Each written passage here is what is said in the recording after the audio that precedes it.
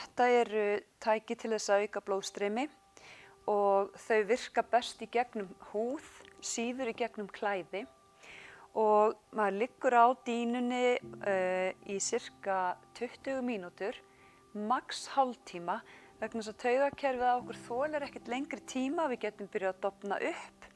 Þannig að ídealt er að nota snjallsímann sinn, stilla hann á kannski 20 mínútur til hálftíma og láta hann hringja til þess að minna okkur á að standa upp ef skekina við skildum sofna. Nú þetta er alveg svolítið, svona maður finnur fyrir þessu í fyrstu skiptin, að gæti fundið þetta eitthvað óþægilegt, en þetta venst mjög hratt og trúið mér, maður getur orðið háður þessari dýnu og þessum kodda.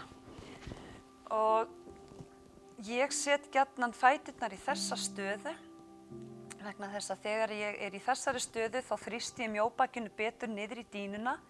Einnig gæti þið sett koll eða raðað koddum hérna undir til þess að hvíla fæturnar á, til þess að þrýsta mjóbakinu niður í dýnuna. Til að fá góða virkni úr koddanum þá er mjög sniðugt líka bara að rúlla höfðinu hérna til vinstri og hægri. Þá stingast gaddarnir svolítið bara inn í hnakkarótarsvæðið og hér erum við aldeilis að auka blóðstreymi og hjálpa blóðflæðinu og súrefnisflutningnum til þess að virka betur.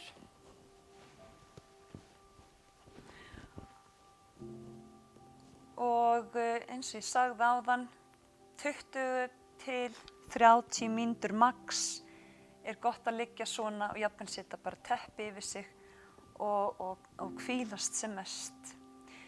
Nú ég ætla að standa á fætur og sýna ykkur líka hvað er hægt að gera. Ef þið nýtið dýnuna fyrir iljarnar að þá er taugaendarnir niður í il og þá er mjög gott að stíga á dýnuna, vagga sér svolítið bara svona í rólegheitum fram og tilbaka, setja þyngdarpunktinn fram í framalega á ilina og svo aftan í hælinn og jafnvel bara að taka stíga nokkur spor. Og þá virkar þrýstipunkta dýnan sem svæðanudd eða iljanudd þar sem þið getið verið að gefa líkamanum svona ekstra svokallað orkubúst. Og annað sem mér finnst líka gott að gera, það er að nota púðan. Ef ég er mikið búin að vera að vinna í tölvunni og er þreytt í fingrasvæðinu og komið með jafnvel náladóða eða er kulvís og vantar svona að fá hreyfingu af stað út í fingur, að þá er gott að grípa hér púðan og kristla.